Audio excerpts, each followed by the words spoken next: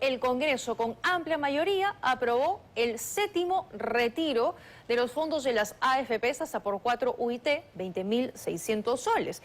El congresista César Revilla, que es el presidente de la comisión que ha sustentado este proyecto, destacó que esto responde a la alta tasa de desempleo, lo estoy citando, alta tasa de desempleo que no le permite a la población todavía recuperarse de la recesión económica. Habría que preguntarle al señor Revilla si las personas que tienen un trabajo estable, formal y aportan mensualmente a la AFP son los que realmente necesitan de esa inyección.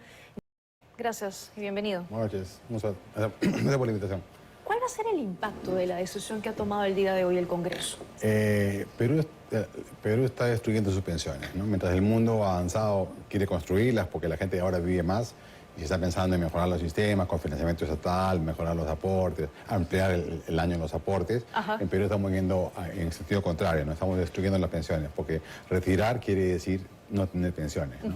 Y solamente un grupo pequeño en verdad podía tenerlas. En verdad el grueso del Perú, 3/4 partes de los peruanos no aportan todos los meses para sus pensiones, van a vivir hasta que la fuerza les dé, la fuerza muscular, hasta que puedan ver, hasta que puedan ganar el último centavo, y después van a ser carga de sus familiares, de sus hijos. O del Estado. O del Estado. El grueso va a ser de su propia familia, porque el Estado no tiene fondos para cubrir la pensión de 9 de cada 10 peruanos. Hoy día estamos yendo a un esquema en los próximos 20 años donde solamente 1 de cada 10 peruanos va a tener pensión. Y con este acto de hoy seguimos eliminando las pensiones, ¿no? Sí, no, es increíble. Tenemos unas encuestas que queremos compartir con usted y con nuestra audiencia sobre lo que ha publicado CPI a pedido de Exitosa. Sí, ahí está. A ver, usted está afiliado a una AFP, lo que usted nos decía... ¿Está afiliado a una AFP? 31.5%. El grueso, el 68.5%, no está afiliado a una AFP. Y lo que hacen además los legisladores es no abordar el tema de fondo con esta decisión, porque el grueso del mercado laboral es informal, no más del 80%. Y lo que estamos haciendo es, o lo que han hecho los congresistas, es perjudicar a aquellos que por lo menos algo tenían. Efectivamente. Y además a un segmento laboral que es el 20% superior de los empleados formales de Perú. Estas personas no están desempleadas, no aportan y tienen salarios altos. Ese es el punto. Claro. ¿Quiénes son los que se podrían beneficiar? Un grupo muy minoritario de personas, en verdad. La SBS ha publicado un dato en el cual el grueso de los fondos que todavía quedan sin retirar pertenecen al 20% de personas de ingreso superior. O sea, el 20% más rico de Perú es el que va a retirar, ¿no? Y no lo va a gastar, no lo necesita, va a tener otra forma de ahorro nomás, ¿no? Claro. No lo va a gastar, va a sacar de AFP a su banco, digamos. Ya, tenemos justamente una encuesta sobre lo que usted nos está comentando, que es justamente la que viene. Si el Congreso de la República llegara a aprobar, ya lo hizo, este retiro, ¿en qué va a usar su dinero?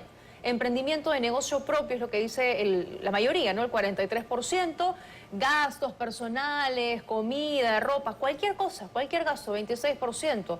Pago de deudas y préstamos es lo que sigue, ahorros el 11%, arreglos, remodelación de la casa 9%, compra de una vivienda 6%, en la salud, por supuesto, no tenemos buenos sistemas de salud, 4%, viaje de vacaciones, mira, la gente se va a ir de vacaciones el 3%, invertir en la bolsa de valores, compra de un auto, invertiría en la familia. Entonces, las personas que van a sacar su dinero, señor Cuba, ¿cuál sería la recomendación en todo caso? ¿En qué deberían, ya que no van a, o están descontando en el fondo de pensiones, en qué deberían gastar o invertir ese dinero? En cualquier forma de ahorro a largo plazo, ¿no? Porque eso es para la jubilación. Recordemos que ese es el diseño. En el mundo, los trabajadores, de manera mandatoria, ¿no? Los estados obligan a que un poquito de tu sueldo lo pongas en un fondo. Y ese fondo además crece porque hay rentabilidades y al final tienes una jubilación decente, ¿no? Con un sueldo que es un porcentaje de tu sueldo cuando estabas activo, ¿no? En el Perú eso no está ocurriendo y lo poco que funcionaba lo estamos echando a perder, ¿no? Claro, porque hoy escuchaba a los congresistas, en su mayoría, decir, es plata de los ahorristas, ¿no? Es plata de las personas afiliadas a las AFPs. Hay que dárselas, porque es dinero de ellos, pero este se ve como un fondo de ahorro, sino como un fondo para una pensión cuando uno ya no tenga la capacidad de trabajar. Efectivamente es de ellos, pues son cuentas individuales claro. y están ahí justamente para durante 30 o 40 años sean administradas y la rentabilidad sea suficiente para el retiro. No es menor, en casos promedio la rentabilidad explica entre el 30 y 40% de tu fondo. Es decir, alguien que aporta 40 años, ¿no? Tiene un fondo, supongamos que su fondo llega a $1.000.000, de ese $1.000.000 en verdad 600.000 lo ha puesto él y 400.000 ha sido la rentabilidad en esos 40 años, ¿no? El tema es que uno no aporta todo el tiempo que trabaja. O sea, Efectivamente. las estadísticas dicen que los peruanos no llegamos realmente a aportar un tercio, es más o menos, ¿no? La estadística, me parece, del tiempo de vida que trabajamos, lo que aportamos. Entonces, por eso es que al final no tenemos la cantidad necesaria para poder tener una pensión Claro, pero adecuada. es una tara del mercado laboral, ¿no es cierto? No del diseño de pensiones. ¿Qué deberíamos hacer en ese caso? Ajá. Complementar el aporte, por ejemplo, con el apoyo estatal, ¿no? Para que se llene la alcancía y tengas pensiones mínimas, ¿no? Por ejemplo. Pero hay maneras inteligentes de intervenir en lugar de botar en las pensiones al suelo. Es como... Además se han dado razones que son equívocas, ¿no? Por ejemplo, que no hay rentabilidad. En verdad la rentabilidad es muy alta, es 10% en promedio de que el sistema se ha creado. No hay ningún activo en el Perú que haya rendido 10% en promedio durante 30 años. Nada. Entonces han hecho un buen trabajo. Hay años que, por supuesto, la rentabilidad es menor, otros es mayor, pero lo que importa es el promedio, ¿no? Tú te jubilas en 30 años, en 40 años, en 20 años, no en un año, ¿no? Entonces, en general, con una mentira, ¿no? Que no ha habido rentabilidad, se está acusando al sistema. El problema es otro, ¿no? Han ido por el lado incorrecto de las cosas. ¿Cuál va a ser el costo futuro de esta decisión? Entiendo que más de 2 millones en estos momentos ya no tienen ahorros, ya no tienen fondos porque los han retirado y con esta decisión cerca de 6 millones también podrían acceder al retiro de sus fondos. Entonces, en un futuro vamos a tener personas que tengan muy poco o que no tengan dinero ahorrado para las pensiones. ¿Quién va a asumir esto? Y más los pocos que en los próximos años vas nuevamente a llenar la alcancía y va a retirar, va a tener pensiones pues mínimas, ¿no? 500 soles, 800 soles, no, porque no, justamente no ha aportado los 40 años y retiró, digamos, ¿no? Sí. Un joven que retiró nunca va a tener una pensión. O sea, ya no, se acabaron las pensiones en el Perú decentes, no hay.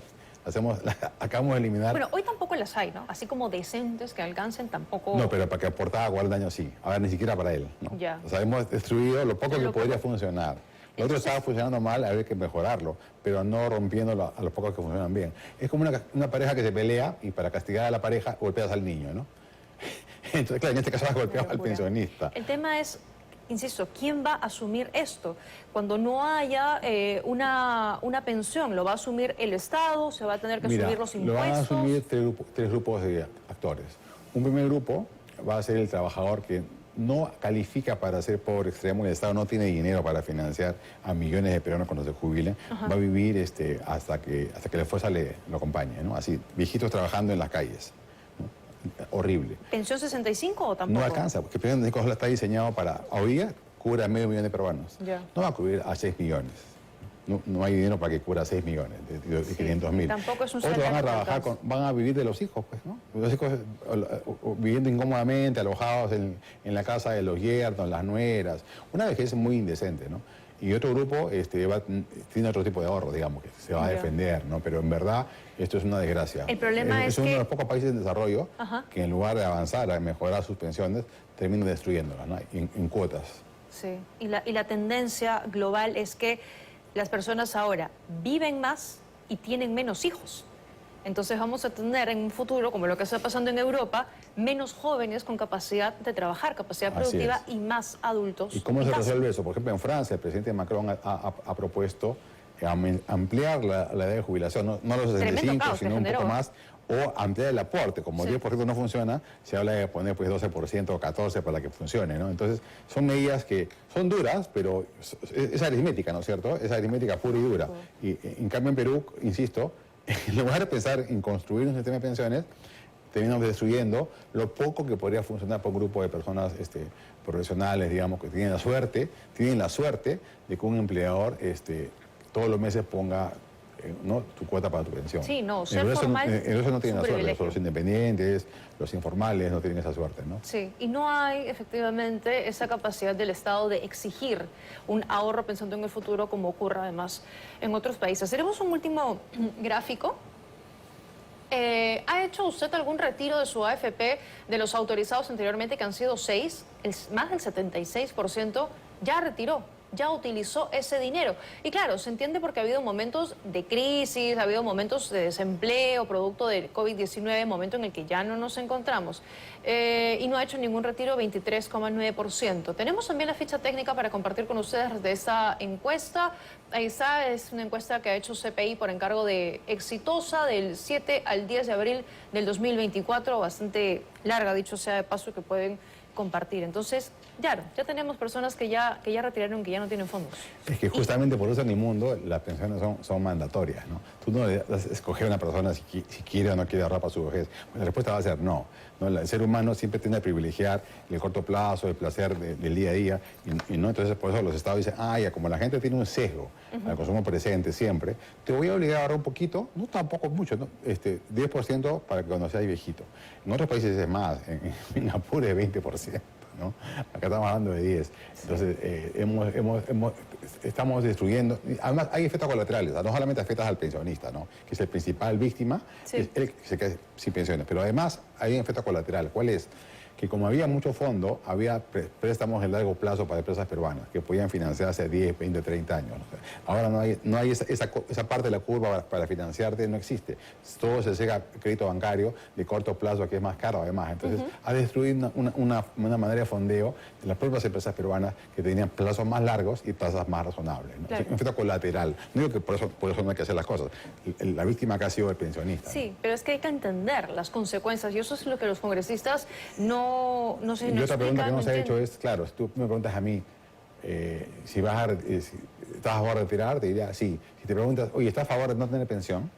Es la misma pregunta, solamente claro, que puede estar de la manera correcta, ¿no? Sí. Usted está de acuerdo en no tener pensión y te van a decir que no, ¿no? Sí. O sea, la respuesta, hay una contradicción. ¿Y qué va a pasar, por ejemplo, con los que no retiran su dinero? ¿Esto va a caer, los fondos? No, los que no retiran su dinero y no han retirado, ese 20% que nunca retiró, ese 20% va a tener pensiones. Y lo vamos a ver en 20 años más, usted señor retiró, usted no retiró, y vamos a comparar los diferentes niveles de vida, la diferencia de promedios de vida de los que fueron sabios y resistieron, así como Ulises y las sirenas, ¿no es cierto? Resistieron. Entonces, y no retiraron, sin duda van a tener una mejor vejez que los que retiraron, ¿no? Esa es la recomendación, ¿no? Se lo consultaba porque me han hecho mucho esas consultas, ¿no? Ante las personas que están retirando y no, me consultan, ¿debo retirar?